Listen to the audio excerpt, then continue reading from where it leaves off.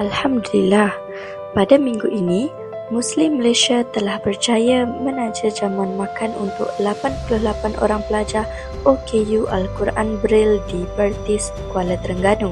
Usaha ini diadakan untuk menyantuni para pelajar di samping merebut ganjaran pahala melalui amalan memberi makan kepada saudara seagama. Nabi Muhammad SAW telah bersabda yang bermaksud, barang siapa yang memberi makan seorang mukmin sehingga dia kenyang, maka Allah akan memasukkannya ke dalam salah satu pintu syurga yang tidak dimasuki oleh orang lain. Terima kasih kepada semua penyumbang yang sentiasa menyokong usaha ini.